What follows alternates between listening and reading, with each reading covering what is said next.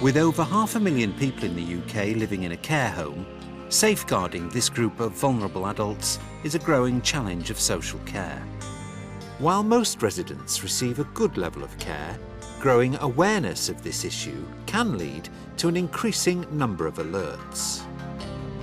This film explores what care home managers and staff can do to safeguard residents from abuse, and how a good care home should respond to safeguarding concerns.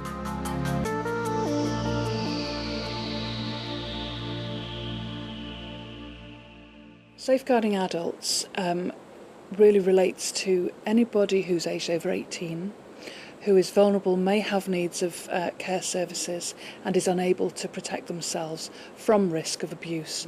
This can include physical abuse, sexual abuse, emotional or psychological abuse. It can include financial abuse, which is where people's property or money is mishandled or stolen. Acts of omission, which is sometimes referred to as neglect, can include discriminatory abuse, and the other one that could include any of the types of abuse is institutional abuse. So how can effective safeguarding be put into practice in care homes? The Green is a care home in Leeds with 37 places for older people, specialising in dementia. For manager Michaela Connerby, building relationships and establishing trust is central to their approach. Safeguarding is very important. I cascade it to all my staff, management team, residents, relatives, so that they feel free to be able to express any concerns and discuss anything with any of the staff team members. A key part of this is one-to-one time between staff and residents. Hiya, Bill. You all right? Yeah? Having a rest? Are you having a rest? Yeah. Everybody that lives at the Green has a key worker. They build up the relationship so that they know that person inside out. Any changes in personality, mood swings, behaviour, going off meals, it's a sign that something's wrong. And there's a chance then that that member of staff will be able to sit and talk and find out what is wrong. Today, 85-year-old resident Bill is spending time in the garden with key worker Lorraine. Bill likes to do the gardening, spends as much time out there as possible. If he's got any problems, he will come to me on a one-to-one, and I try to have that little bit of one-to-one every shift that I'm on. I'll go and make sure that he's fine. He'll tell me what's on his mind. Your breathing's a bit bad again, isn't it? It's weather, it's warm. Is that what it is? It's making you a bit out of puff? Oh, I'm all right. You're all right? It's when I stop breathing, trouble. Well, we've got a problem there. I think it's all about good personal care. I think if you have a person-centred approach to how you support people to live their lives, you will ask them, as much as they're able to express, how they prefer things to be done. You will consult all the records that are in existence about their needs and about care plans that have been put together by care and health professionals. And you will take an approach that really is coming from the point of view of the person themselves. When safeguarding residents with dementia, some may not be able to disclose potential abuse, so it's vital that staff can pick up on the signs and know how to report them. At the Green, regular training and supervision ensures all staff are kept up to date with safeguarding issues. Assistant manager Emma Baker is having her monthly supervision with care worker Lorraine. 2 issues, that we need to talk about really. Safeguarding and your training. By having supervision regular and discussing issues regular, it ensures that my staff will provide quality care for the residents that live here. It means that safeguarding isn't forgotten about and that it's a priority. We have a format that we use and it talks about personal issues, training, safeguarding, areas of responsibility and policies and procedures. So everything is discussed each month. You may not have anything to say, but the topic is brought up just in case. We've got a good relationship with care staff and management. Any problems I personally feel that I can go to them. I can go to my supervisor. She will either help me out or find out what we can do to help that resident. Everybody goes on safeguarding training. Safeguarding's not a taboo subject. It's not a swear word. We don't cringe when we say safeguarding. So staff are very, very comfortable about discussing issues. Care staff can also be supported by working in partnership with other professionals to maintain good personal care, safeguarding residents from neglect and providing guidance on possible signs of physical abuse. At the Green, manager Michaela is meeting a local GP, Anne Houghton, to discuss concerns over unexplained bruising on one resident. I want to discuss with you, I've got a resident at the moment that bruising's appearing, so I don't know whether it's a medication or something else. Right. So I'm introducing the mapping system. Some people have a condition where bruising can happen easily because of the health condition they have. And so people might be unnecessarily worried about something, and by talking to each other in the multi-agency world, you can explain what's given rise to the concerns. In other situations, you can't explain it, and by having that expertise from the different agencies working together, you can really get to the bottom of it. We use body mapping, and then we draw and write on areas of the body where there is bruising and date it, so that each day that you go to it or add to it, the GP or the district nurse can look and think, well, there's a pattern to that. And then that's your evidence as well, if it is a safeguarding issue. The local GP, she's very much on board with the Green. She has weekly visits, so she has time to sit and discuss the residents' needs and their illnesses and medication so that things can be reviewed. Another important aspect of safeguarding relates to protecting residents from financial abuse. I think financial abuse is of concern because people often are not looking after all of the money themselves. They may not have the mental capacity to recognise coins or paper money. They may actually recognise them but not be able to manage bank accounts and benefits and paying bills. And so some of the support they may need is in managing their money.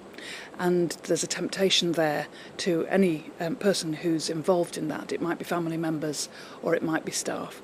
And it's really about making sure all the procedures are absolutely clear and people have checks and balances to make sure that there's no possibility of allegations that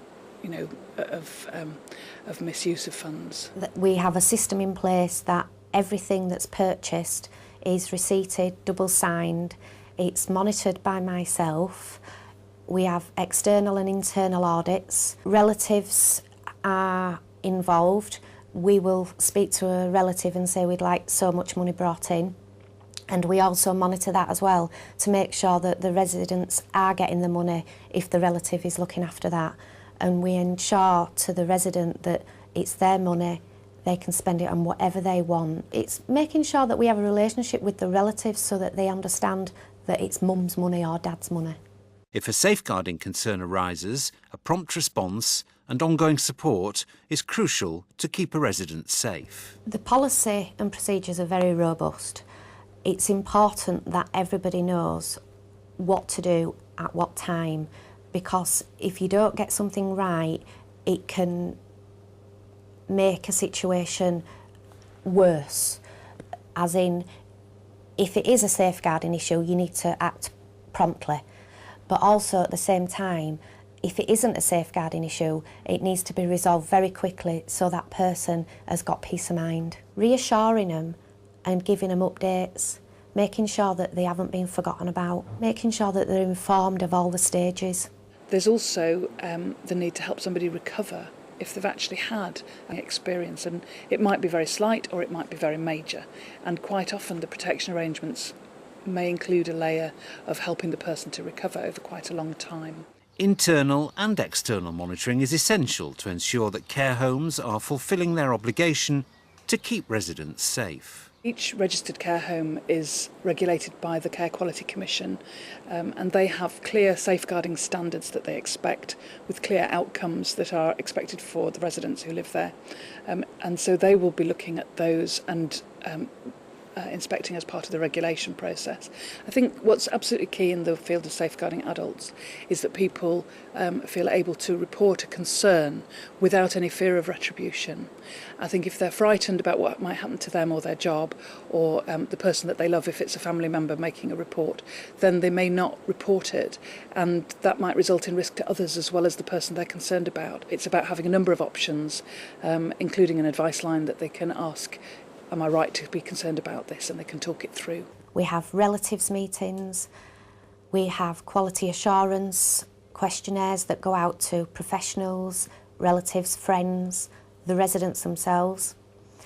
You don't have to put your name on it, so that if you have got any concerns or issues and don't feel confident enough to address them, you can send them back to me with all the details on it and feel reassured that I will act on it, but not having to be directly involved. Relatives, we speak on a one-to-one basis. They always call in the office and ask me if everything's okay.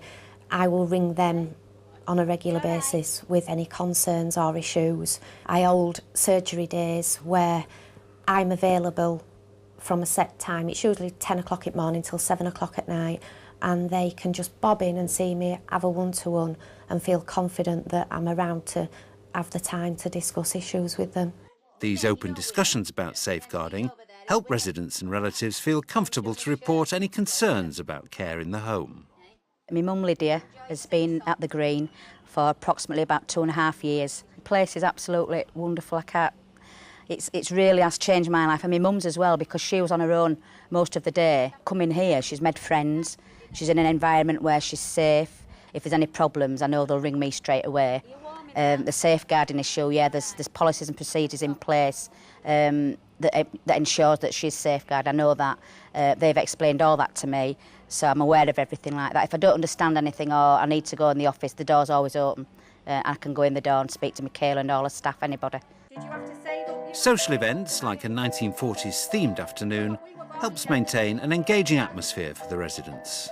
This is Mary, and Mary's wearing a traditional 1940s apron and hat, and this is what housewives played a very important role in war. I have 100% confidence in the staff, from the management down to the cleaners, to the kitchen staff, the carers, everybody, because everyone there has the one interest at heart, which is the residents. The staff here care. So I know Mother's happy. When she's with us and not in dementia land, she's very happy. We get lots of different safeguarding issues that we come across. Individual people, totally different, maybe the same situation, but a totally different process that we have to go around. So using the lessons learned as a staff team, it's very important that we all understand where things went wrong, how we're going to put things right, and what actions we're going to take. And you can only do that by being open and talking to colleagues, other professionals, and using best practice from elsewhere and being open-minded. I don't get everything right, but I will learn from my mistakes. 85 now. Still going strong.